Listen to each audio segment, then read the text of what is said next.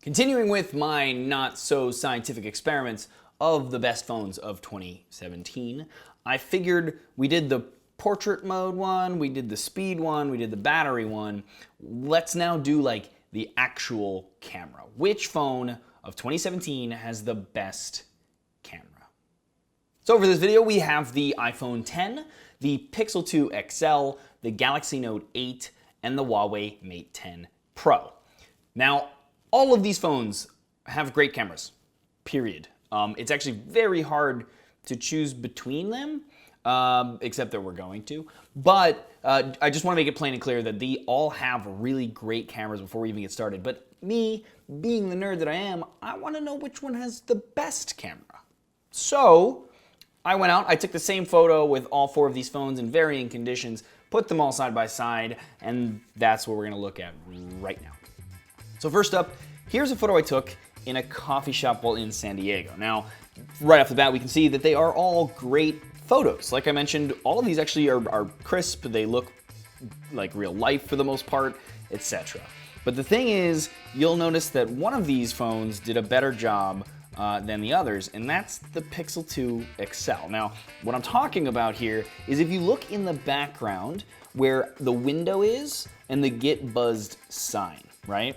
If you look where the window is on all the other photos, it is blown out. It's overexposed.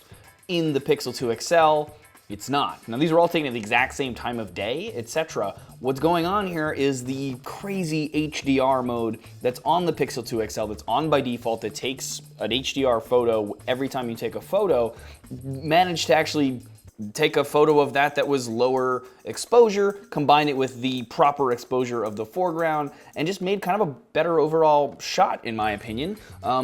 It's something that you might actually edit the photo with in Lightroom, etc., but the phone did it all on its own. So I'm gonna give point to Pixel on this one.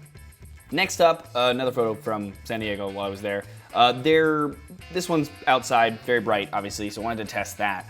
Again, all good photos. I think in the Mate 10 Pro photo, though, if you look pretty closely at the tree, it's starting to lose a little detail in there and a little dynamic range, as opposed to all of the other ones kind of did a much better job at that.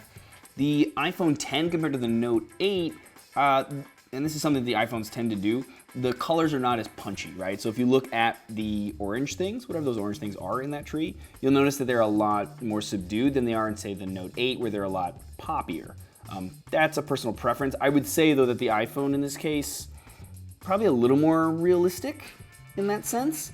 But again, you know, I'm really splitting hairs with that, but up to you. Now, the Pixel 2 XL, again, with that HDR, kind of gave a little more detail into the tree because of the fact that it took a bunch of different exposures and layered them together to do that. So, again, splitting hairs, but just by a tad, I would say the Pixel 2 XL, because I kind of like the way that tree looks. Whereas the rest of the scene, I think for most of the shots, they're all pretty similar. Then we have this sea lion or seal. I don't actually know the difference between the two. Whatever he is, this little creature, also in San Diego, this is around sunset. And the interesting thing about that is that when you look at the Mate 10 Pro and the Pixel 2 XL, they're much warmer than the Note 8 and the iPhone X. In fact, the iPhone X almost cooled it down entirely. And in a way, it white balanced the crap out of that photo. But again, it's not quite as true to life as, say, probably the Note 8 I would have to give it to, is probably really what it looked like. But, you know, it's hard, I think, for the phones to know that you're trying to shoot at sunset and want some of that warmth in the shot to show that it is sunset. But either way, if we look closely at all this, though, we're still going to have a little more detail, I think, in the iPhone X photo compared to the Note 8 and also compared to the Mate 10 Pro. The Pixel 2 XL, I would say it's super close to the iPhone X. And again, that HDR stuff is helping. And also, like, the other thing that the Pixel device does is it does sharpen photos really well. Almost to the point where I feel like if it sharpened them any more, it would be like too sharp and look processed, but it does a good job of just kind of doing it right to that point. But in this one, I would actually say that the iPhone X, sharpness-wise, took a better photo. Color-wise, I mean, if you wanted it to be perfectly white balanced, that's probably right, but to me it wasn't really true to life. There was a bit of an orange hue because of the sunset. But yeah, without it knowing that, it's still between probably the iPhone 10 and the Pixel 2 XL. And then we have this lovely sunset.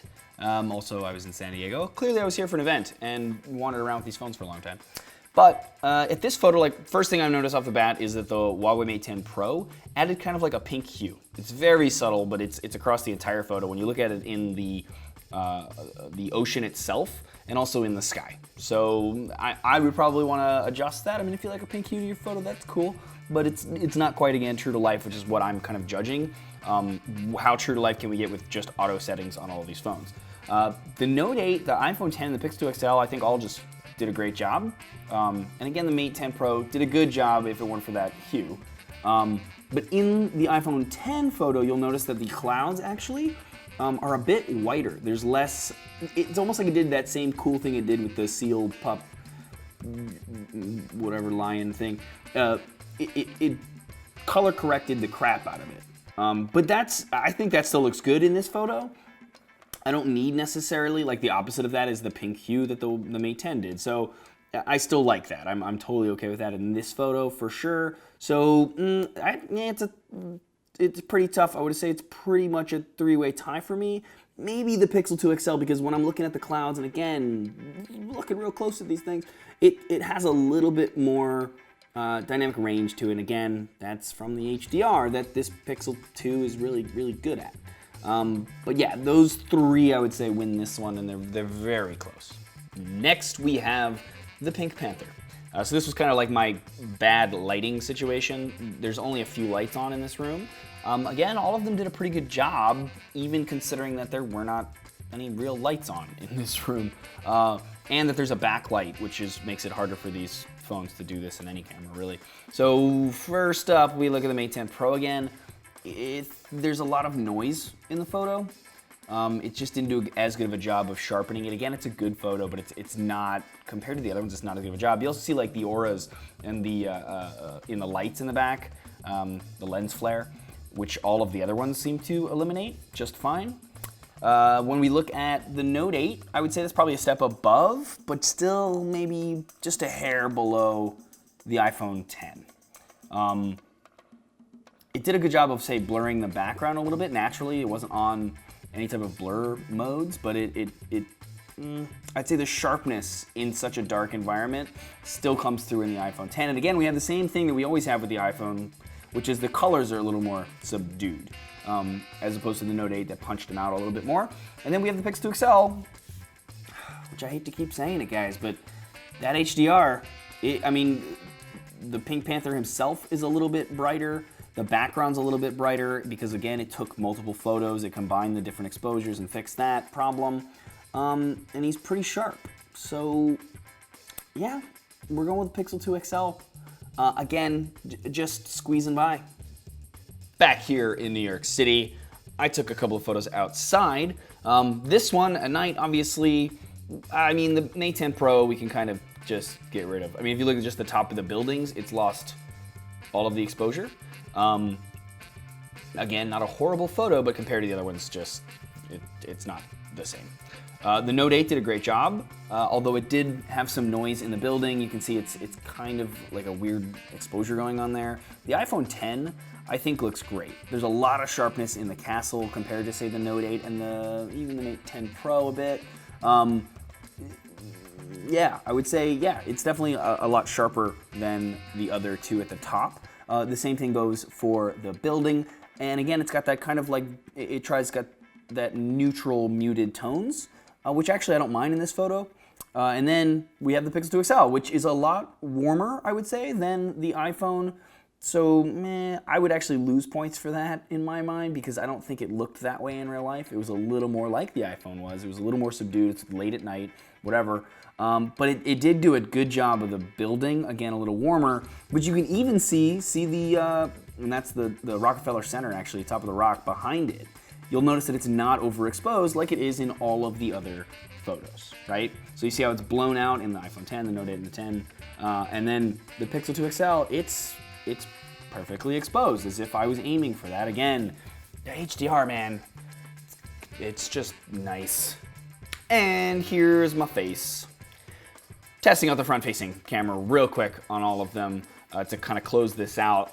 We have the Mate 10 Pro, which overexposed the image, so that's not great. The Note 8 did a good job, I think, and you can also see again the iPhone 10 is a little more subdued. It's the color-wise, it's a little more subdued, and I would even say maybe potentially the Note 8 did a little bit sharper of a job on my hair. Yeah, I would say just a bit. And then if we go to the Pixel 2 XL, I mean, the front camera on that just kind of, I mean, look at my hair, it's sharp. It's sharper than it is in any of the other photos. Again, it has that software that kind of over sharpens things. Not over sharpens, let me take that back. Sharpens the crap out of things to the point where it's like, if it was any sharper, it would look processed. So I think the software does a great job there. I mean, also look at the sweater in the background on the chair compared to all of the other photos. Everything in the background, for that matter. Again, that HDR is still working even on the front camera. So, yeah. I think we've got some good data here. And that data says that data and software does a really good job when it comes to photos.